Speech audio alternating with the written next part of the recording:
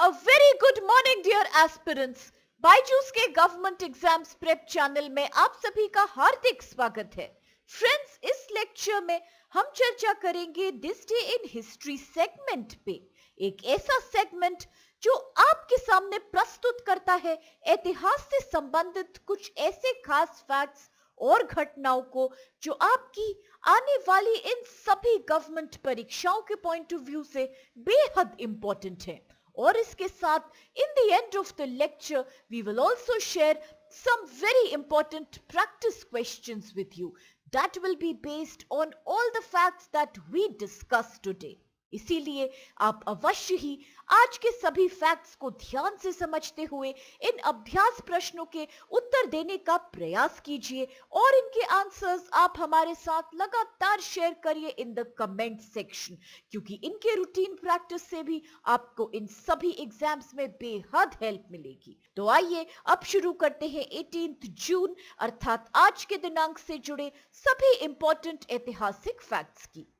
सबसे पहला फैक्ट आज का संबंधित है 1858 वर्ष से, when the Rani of Jhansi Rani Lakshmibai had passed away, अर्थात आज के दिन झांसी की रानी लक्ष्मीबाई का निधन हुआ था। The Rani of Jhansi, Rani Lakshmibai, had died on 18 June 1858 while fighting the British in the city of Gwalior. She was a pivotal figure in the 1857 Indian Revolt, जिसे अक्सर भारत की स्वतंत्रता संग्राम में फर्स्ट वॉर ऑफ इंडिपेंडेंस भी बुलाया जाता है। रानी लक्ष्मीबाई का ओरिजिनल नेम था मणिकर्णिका तांबे और उनका जन्म 19 नवंबर 1828 को वाराणसी में एक मराठी परिवार में हुआ था। उनके माता पिता भागीरथी भाई और मोरोपंत तांबे थे। She was also a relative of Nana Sahib, the adopted son of exiled Peshwa Baji Rao II.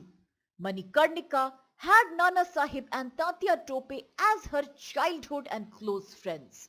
जब वह 14 वर्ष की हुई, at that time she was married to Gangadhar Rao, who was the king of Jhansi, and after this she was renamed as Lakshmi Bai. वर्ष 1851 में उन्होंने एक पुत्र को जन्म दिया जिसका नाम दामोदर राव रखा गया, परंतु 4 महीने के पश्चात उस बालक का निधन हो गया। रानी लक्ष्मीबाई के पति गंगाधर राव का निधन भी वर्ष 1853 में हुआ। अपने निधन से पहले उन्होंने एक ब्रिटिश अधिकारी की उपस्थिति में एक रिश्तेदार के पुत्र आनंद राव को गोद लिया, जिसका नाम बाद में परिवर्तित करके दामोदर राव रख दिया गया था। परंतु लॉर्ड डलहौजी ने उस समय डॉक्ट्रिन ऑफ लैप्स नाम की एक पॉलिसी इंप्लीमेंट करी, जिसके अंतर्गत if a ruler died without a male successor तो उसके स्टेट को ब्रिटिश सरकार द्वारा एनेक्स कर लिया जाएगा। And as per this policy the British government staked a claim on the territories of Jhansi as well. In 1854, Rani Lakshmi Bai was presented with a yearly pension of 60,000 and she was asked to vacate the palace and her fort. When the 1857 revolt started in Meerut, उस समय तक Jhansi was relatively a peaceful place. परंतु उस समय the Rani raised a body of soldiers for her own protection after seeking permission from the British agent. इस समय से जनवरी 1858 तक लक्ष्मीबाई के शासन में झांसी शांतिपूर्वक चलता रहा। इस बीच उन्होंने किले की रक्षा में उपयोग की जाने वाली तोपों को चलाने के लिए झांसी में एक फाउंड्री भी स्थापित करी थी। In March 1858, however, British forces under Hugh Rose arrived and discovered that the city was very well defended. He demanded a surrender of the city and warned of destroying the palace if his demand was not fulfilled. Hugh Rose ने 24 मार्च को शहर में बमबारी शुरू करी, जिसके retaliation में झांसी से भी उसे बॉम्बार्डमेंट का सामना करना पड़ा। एक अच्छा खासा सैन्य विरोध हुआ दोनों तरफ से, and the Rani then tying her infant son on her back, fought bravely, and the fort of Gwalior was captured by Rani Lakshmi Bai along with Tatya Tope and some other rebels. A fierce battle happened between the British and Indian forces, जहां पे रानी लक्ष्मीबाई ने courageously और valiantly अपने राज्य की रक्षा करने के लिए ब्रिटिश सैनिकों से युद्ध जारी रखा. About 50,000 Indian soldiers were killed in the ensuing battle. और कई sources के हिसाब से after being injured in the fight, Rani Lakshmibai, not wanting the British to get hold of her body, asked a saint to destroy it herself. स्वयं Hugh रोज के अनुसार झांसी की रानी सभी भारतीय लीडर्स में से सबसे ज्यादा करेजियस योद्धा थी स्वतंत्रता आंदोलन में. इसी कारण इनका नाम स्वर्ण अक्षरों में लिखा गया और आज भी देश के लिए रानी लक्ष्मीबाई प्रतिरोध और बहादुरी का एक प्रतीक बनी हुई है. और अब इसके साथ आइए आज का अगला फैक्ट देखते हैं जो कि संबंधित है 1887 वर्ष से, when Indian nationalist statesman अनुग्रह नारायण सिन्हा was born. अर्थात आज के दिन भारतीय राष्ट्रवादी राजनेता अनुग्रह नारायण सिन्हा का जन्म हुआ था. भारतीय राष्ट्रवादी नेता अनुग्रह नारायण अक्सर बिहार विभूति के नाम से भी जाने जाते हैं. वह एक भारतीय राष्ट्रवादी राजनेता थे, चंपारण सत्याग्रही थे, गांधीवादी और आधुनिक बिहार के आर्किटेक्ट्स में से एक थे. He also served as the first deputy chief minister of the state of Bihar as well as finance minister of the state from 1946 to 1957. उनका संबंध बिहार में स्थित गया डिस्ट्रिक्ट से था और 1917 में राष्ट्र के लिए महात्मा गांधी के कॉल पर उन्होंने चंपारण सत्याग्रह आंदोलन में शामिल होने के लिए अपनी सक्सेसफुल लॉ की प्रैक्टिस को त्याग दिया. In 1922, he organized the Gaya Congress and the very next year, he became one of the general secretaries of the All India Congress Committee AICC. He was the pivotal force behind civil disobedience movement led by Mahatma Gandhi in 1930, जिसे कि भारत के स्वतंत्रता के संग्राम में एक बेहद महत्वपूर्ण माइलस्टोन माना जाता है.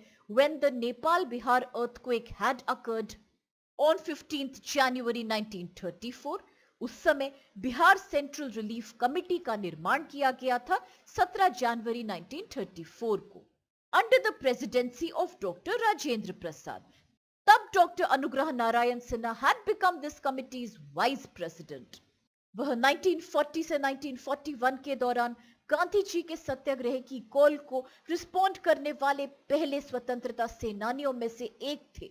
उन्होंने ब्रिटिश अधिकारियों के खिलाफ आवाज उठाई जिसके कारण उन्हें गिरफ्तार भी किया गया और 1944 में इवेंचुअली जेल से रिहाई उन्हें मिली. After independence, he dedicated himself to the all-round development of Bihar state as a finance minister and then, of course, as the deputy chief minister. He also led a range of portfolios including labor, local self-government, public works, supply and price control, health and agriculture. In fact, he was affectionately also known as Babu Sahib.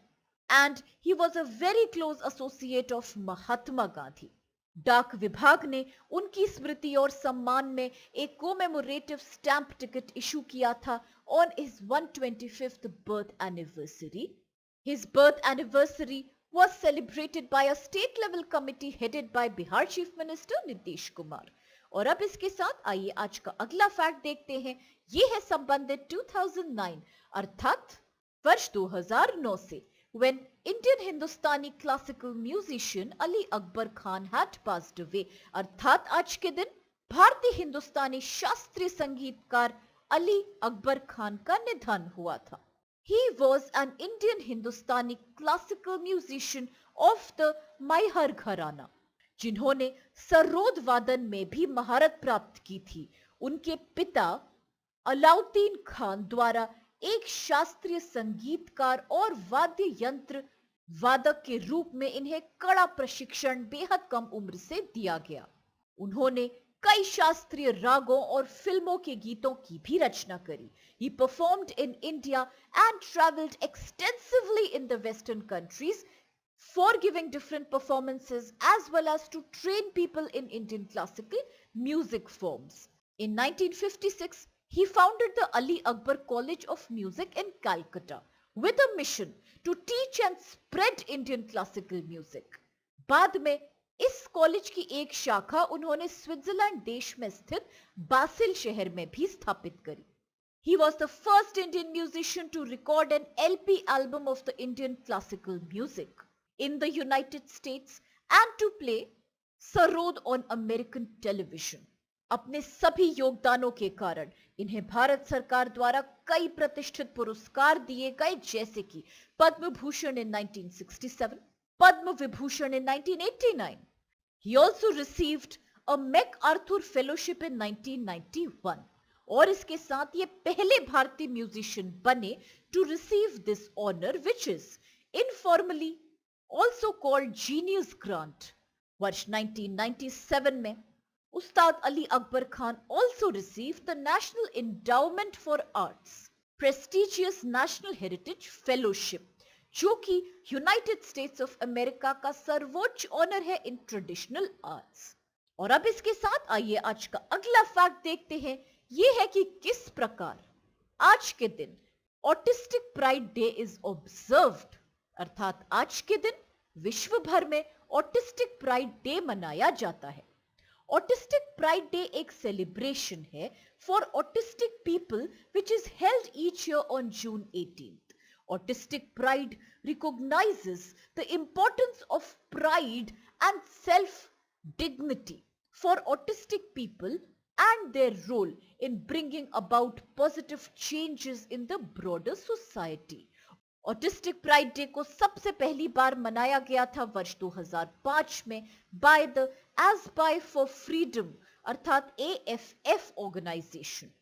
Autistic pride ये दर्शाता है कि किस प्रकार autistic people have always been an important part of human culture and being autistic is only a form of neuro diversity. और यहां ये जानना भी आवश्यक है that what is aspire for freedom AFF। तो aspire word is often associated with Asperger syndrome, जो कि एक डेवलपमेंट डिसऑर्डर है which affects ability to effectively socialize and communicate with other people. Asperger's syndrome अक्सर ऑटिज्म स्पेक्ट्रम से जुड़ी हुई ही एक कंडीशन मानी जाती है और इसीलिए एस्पायर फॉर फ्रीडम एक सॉलिडारिटी प्रमोट करने के लिए कैंपेनिंग ग्रुप है that aims to raise awareness of the autism rights movement. इसका उद्देश्य है टू एजुकेट पीपल, उनके अंदर जागरूकता पैदा करना that autism spectrum is not always a disability. इसका संगठन हुआ था वर्ष 2004 में। और क्योंकि हमने यहां बात की है ऑटिज्म की या ऑटिज्म स्पेक्ट्रम डिसऑर्डर की, तो आप याद रखिए कि ये एक ब्रॉड रेंज ऑफ कंडीशंस को डिनोट करता है that are characterized by challenges in social skills and certain repetitive behaviors, जिसमें स्पीच और नॉन वर्बल कम्युनिकेशन अक्सर बेहद चैलेंजिंग हो जाता है for the people who suffer with this condition. और इसके साथ अब आइए देखते हैं कौन से क्वेश्चंस आज हमारे सामने हैं। The very first question here is who had introduced the doctrine of lapse policy, अर्थात डॉक्ट्रिन ऑफ लैप्स पॉलिसी की शुरुआत किसने करी थी? ऑप्शंस हैं A lord Minto, B lord Dalhousie, C lord Mayo या D lord Canning. The next question is who is known as Bihar Vibhuti, अर्थात बिहार विभूति के नाम से किसे जाना जाता है? ऑप्शंस में कुछ नाम हैं जैसे कि ए सत्येंद्र नारायण सिन्हा, बी अनुग्रह नारायण सिन्हा, सी जगन्नाथ मिश्रा और is it D Lalit Narayan Mishra. With this, the third question is, who had served as the first deputy chief minister of Bihar? अर्थात बिहार के पहले उप मुख्यमंत्री का पद किसने संभाला था? ऑप्शंस है ए सत्येंद्र नारायण सिन्हा, बी सुशील कुमार मोदी, सी कर्पूरी ठाकुर या डी अनुग्रह Narayan Sinha? National Heritage Fellowship is the highest honor in the folk and traditional arts of which country? अर्थात नेशनल हेरिटेज फेलोशिप किस देश की लोक और पारंपरिक कलाओं में सर्वोच्च सम्मान माना जाता है? ऑप्शंस है A France, B Japan, C US या फिर डी यूके। विद दिस आज का पांचवा प्रश्न है, who was the first Indian musician to have received the MacArthur fellowship in 1991? अर्थात वर्ष 1991 में मैक आर्थर फेलोशिप पाने वाले पहले भारतीय संगीतकार कौन बने? ऑप्शंस है ए अली अकबर खान, बी अलाउद्दीन खान, सी रविशंकर या फिर D Zakir Hussain. With this आज का छठा एंड लास्ट क्वेश्चन है, when is the autistic pride day observed? अर्थात ऑटिस्टिक प्राइड दिवस कब मनाया जाता है? ऑप्शंस है ए 14 जून, बी 15 जून, सी 16 जून और इज द आंसर डी। और अब इन सभी इंटरेस्टिंग क्वेश्चंस और कुछ बेहद लाभदायक फैक्ट्स के साथ आज के इस सेशन को हम यहीं समाप्त करते हैं, इस आशा के साथ कि आप सभी को इससे बेहद लाभ प्राप्त होगा। फ्रेंड्स, अगर आपको ये लेक्चर पसंद आए तो प्लीज चैनल को लाइक, शेयर और सब्सक्राइब जरूर कीजिए। विद दिस, इन सभी प्रश्नों के उत्तर आप निरंतर शेयर करिए हमारे साथ in the comment section. For now, thank you so much to all of you. Have a great day and please stay safe.